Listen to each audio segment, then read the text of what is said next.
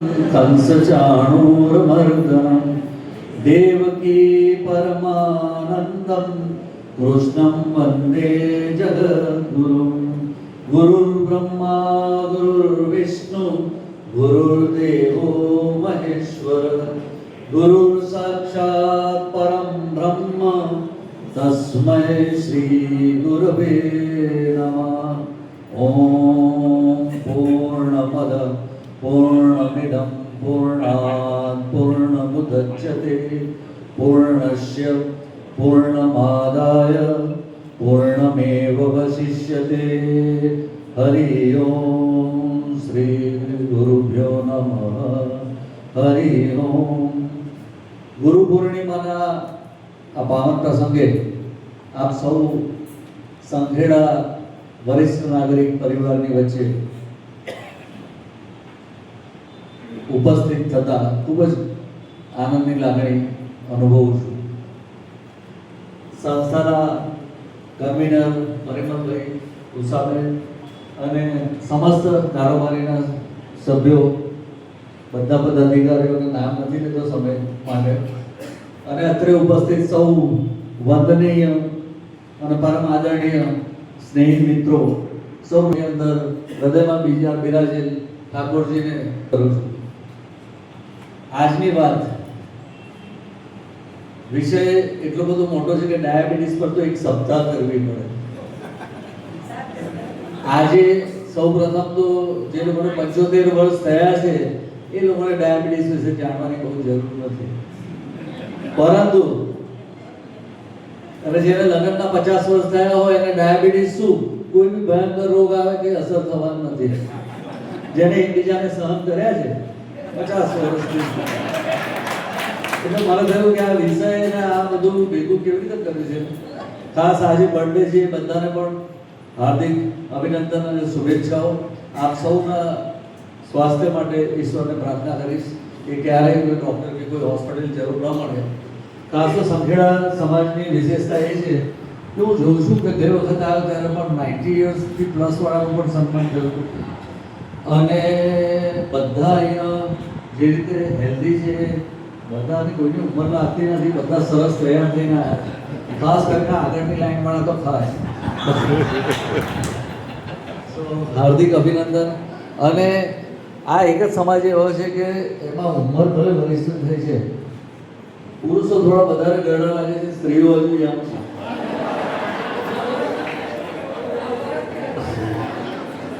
હવે મને આમંત્રણ આપીને બોલાવે છે ડાયાબિટીસ વિશે બોલવાનું છે, તો એટલું બધું ગહેર ને એટલું બધું લાંબો વિષય છે। પરિવારજનો, ભાઈઓ બહેનો સગાઓમાં ડાયાબિટીસ છે એવું ખબર હોય એવા કેટલા બધા ના પરિવારમાં જેને છે એ સિવાયના પરિવારમાં એટલે તમારા ભાઈઓ બહેનો કે બધા। આ એટલા માટે પૂછું છું કે ડાયાબિટીસ પહેલા એવું માનતો તો બહુ અનકોમન રોગ હતો। આજની ખાણીપીણી, બેઠાડું જીવન અને સ્ટ્રેસ ડાયાબિટીસ બહુ કોમન થઈ ગયો છે। પ્રત્યેક પરિવારમાં ઓલમોસ્ટ ડાયાબિટીસનું જે પ્રિવેલન્સ રેટ કહેવાય કે આખા ઇન્ડિયામાં 15 કરોડથી વધારે લોકોને ડાયાબિટીસ છે અને એ એટલી ઝડપથી વધી રહ્યો છે હવે યંગ લોકોમાં ડાયાબિટીસનો માંગ, અને એના માટે આપણે જવાબદાર છે। તો પહેલાંનું સરસ મહેનતવાળું જીવન હતું, હવે શાંતિ થઈ ગઈ અને હવે કમ્પેરિઝન ને સ્ટ્રેસ પુષ્કળ થઈ ગયો। તો જ્યારે માસ લેવલ પર આટલું બધું હોય અને ડાયાબિટીસની માઇક્રો ડિટેલ એ વર્ણવી ન શકાય। એટલે હું મુખ્ય વાત કહીશ કે ડાયાબિટીસનું આખું નામ છે ડાયાબિટીસ મલાઇટસ। આમ તો ગ્રીક વર્ડ છે, ડાયાબિટીસનો અર્થ થાય છે ટુ પાસ થ્રુ। એનો અર્થ કે આ જેને હોય છે એ પુષ્કળ પ્રમાણમાં એમને યુરિન થતું હોય છે, એના પરથી ડાયાબિટીસ શબ્દ આવ્યો। અને મલાઇટસ એટલે હની જેવું સ્વીટ, કે એનો જે યુરિન હોય છે એમાં વધારે પડતું શર્કરાનું પ્રમાણ, ગ્લુકોઝ એમાંથી યુરિનમાં પાસ થતો હોય છે, એટલા માટે એને મધુપ્રમેહ, મધુમેહ અથવા ડાયાબિટીસ મલાઇટસ કહે છે। ડાયાબિટીસના પ્રકારો આમ તો 3 પ્રકાર છે। એક જે બાળપણમાં થાય છે જેને જુવેનાઇલ ડાયાબિટીસ કહે છે, એમાં સ્વાદુપિંડ ડેમેજ થઈ જતું હોય છે એટલે ડાયાબિટીસ થાય છે। અને મોટી ઉંમરે થાય છે મેચ્યોરિટી ઓનસેટ.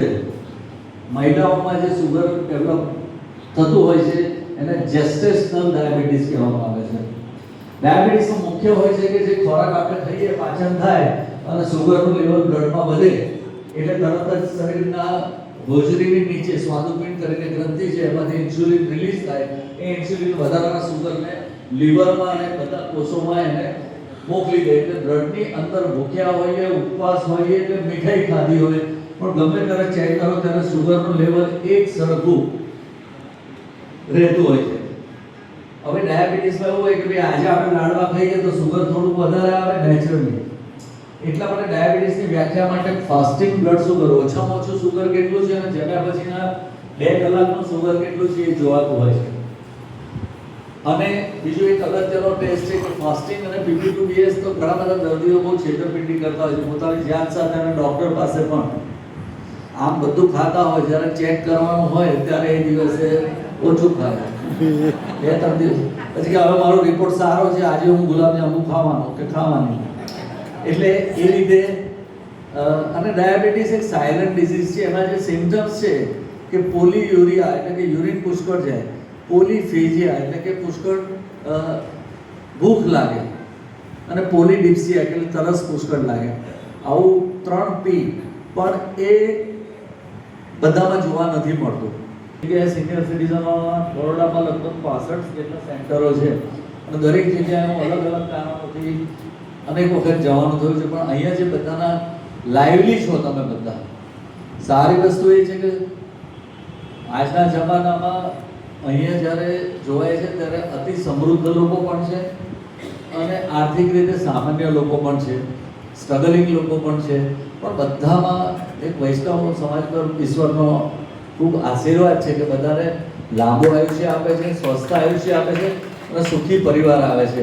અને એકબીજા સાથે સુખ દુઃખની આવા પ્રસંગો એ બધા જે મળે ત્યારે ટેમ્પરરી આપણે ઘરને આપણે ભૂલી જઈએ અને આ થાય.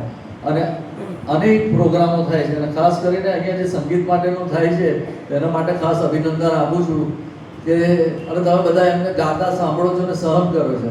પછી એટલે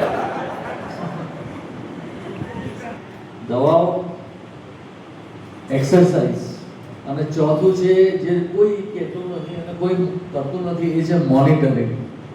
કારણ કે એક દિવસમાં કંઈ થતું નથી. ડાયાબિટીસ હોય એટલે આંખો, મગજ, હૃદય, કિડની અને હાથ પગની નસો પર અસર થતી હોય છે. જે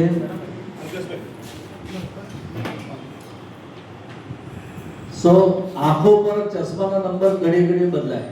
મોતિયો ડાયાબિટીસ વાળાને વહેલો આવે પણ સૌથી એનાથી વધારે તકલીફ થતી નથી. મોતિયાનું તો ઓપરેશન થઈ જાય, ચશ્મા તો નવા લઈ લેવાય.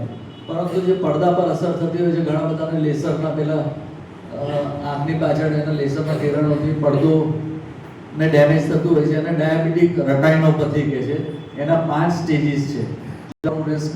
બે હોય છે કારણ કે જે વધારાનું સુગર છે એ ધીરે ધીરે જે રીતે પાણીમાં પેલી ક્ષાર અને છારી બાજી જાય એવી રીતે બધી લોહીની નસોમાં આ સુગર જામ થતું જતું હોય છે. એટલા માટે જ્યાં જ્યાં બ્લડ સર્ક્યુલેશન ક્રિટિકલ હોય છે ત્યાં એ બ્લોકેજ થવાનું રિસ્ક વધી જતું હોય છે. ડાયાબિટીસના દર્દીઓને હાર્ટ એટેક આવવાનું જોખમ 4 ગણું વધારે હોય છે અને એમાં પણ મલ્ટિપલ નળીઓમાં પ્રોબ્લેમ હોય છે. અને ડાયાબિટીસના પેશન્ટોને હાર્ટ એટેક આવે છે ત્યારે ઘણી વખત ચેસ્ટ પેન નથી થતું, માત્ર ગભરામણ થાય અને પરસેવો થાય અને ખબર પડે ડૉક્ટર પાસે જાય. સો જેને ડાયાબિટીસ છે એ પરિવારમાં ડાયાબિટીસ તમારે બહુ જ એલર્ટ રહેવાનું. એમનું સેટ પણ બિહેવિયર એબનોર્મલ આવે કે બેચેની લાગે છે, આવું થાય છે તો ડાયાબિટીસ છે એટલે એને લાઇટલી ન લેવું જોઈએ. એ લોકોએ આયુષ સ્ટેજ સરદ સતમ એ લોકો 100 વર્ષ પૂરા કરે. જેને 50 વર્ષની ગોલ્ડન જ્યુબિલી કરી છે એ લોકો 75 પૂરા કરે. અને જ્યારે તમારામાંથી જે 75 વાળા 100 વર્ષના થાય ત્યારે આજે ગુરુ પૂર્ણિમામાં ખરેખર તમે બધા ગુરુઓ છે.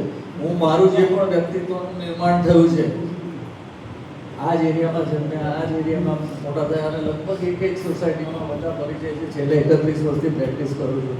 તો આ જ પરિવારે મને ઘણું બધું આપ્યું છે. હવે મારી ઉંમરે ઈશ્વરની ઘણી બધી મારા પર કૃપા છે. તો આપ સૌને કેવી રીતે બધાને ઉપયોગી થઈ પડું એના માટે જ્યારે પણ જરૂર પડશે અને બોલાવશો ત્યારે હું હાજર રહીશ એઝ અ ડૉક્ટર તરીકે અને એઝ અ વ્યક્તિ તરીકે. તમારે લાયક કઈ બી સેવાનું કામ કરવું હોય તો કહેજો, અને હૃદયથી કહું છું, હૃદયની લાગણીથી કહું છું. ખાસ તો સ્વસ્થ રહો કે ભગવાનને પ્રાર્થના કરું કોઈની જરૂર ના પડે ડૉક્ટરની, અને ક્યારેય જરૂર પડે તો ઘણી વખત ફોનથી પણ વાત થઈ જાય.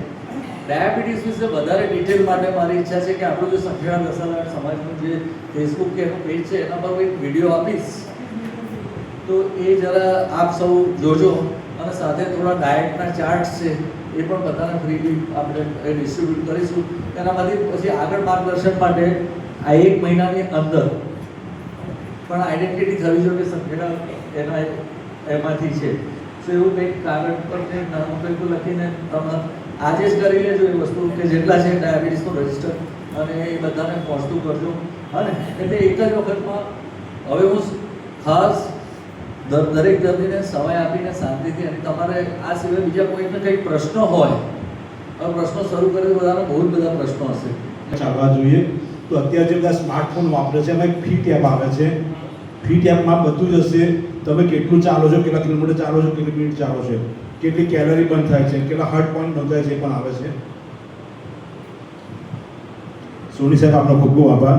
અને આપણે ગયા મિટિંગમાં નક્કી કર્યું હતું સર્વર નિદાન કેમ્પ કરીએ. એટલે જો મારા કન્વીનર પરિમલભાઈને અનુકૂળ હોય અને આપસને અનુકૂળ હોય અને આપણા નજીકના ડૉક્ટરો છે જુદા જુદા ફિલ્ડના, એનું સંકલન કરીને ભાઈ અલ્કેશભાઈ લાભ લીધો હતો. તો આવો એક આપણે કેમ્પ કરીએ. બાબુભાઈ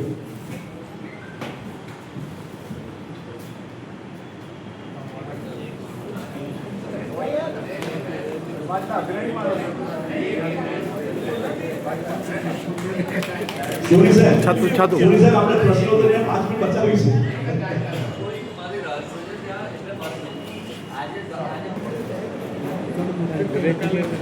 જન્મોત્સવની ઉજવણી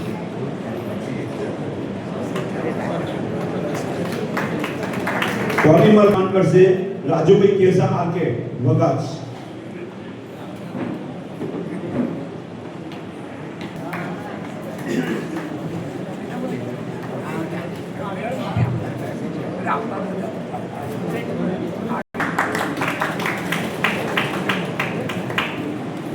અરવિંદભાઈ દેસાઈ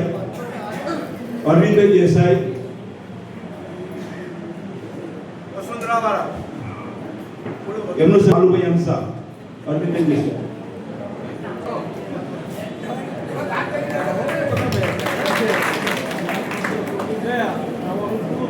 દેસાઈ એમનું સન્માન કરશે વિકાસભાઈ આરસા.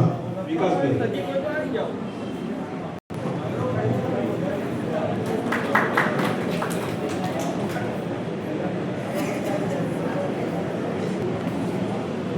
ગોપાલભાઈ સી પરીખ એનું સન્માન કરશે પ્રકાશ સતીશભાઈ કેસા.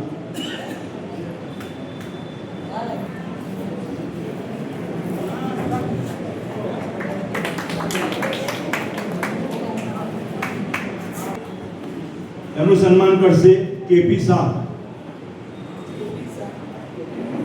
બરાબર છે. પાંતલાવડી વાળા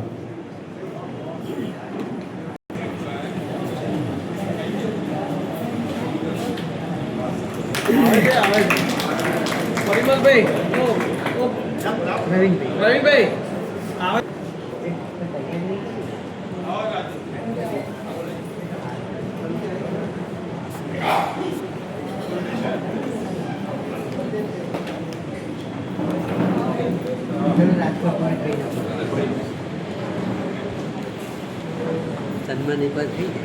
રાજેશભાઈ આર પરીખ કવાટવાળાનું બુકેથી સ્વાગત કરશે પરિમલભાઈ અને બાલુભાઈ.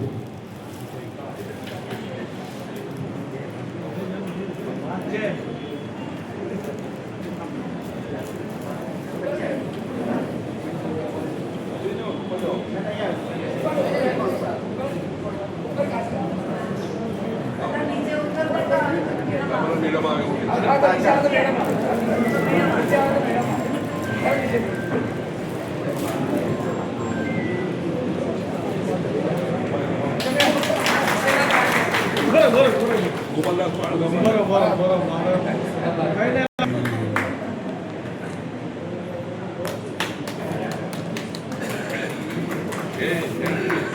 વિનંતી કરું કે આભાર વિનંતી કરું. એક બે ગાયન ગાવા દો ને યાર. ભાઈ ટાઈમ થઈ ગયો છે. તમારો ટાઈમ થઈ ગયો. પણ 110 નંબર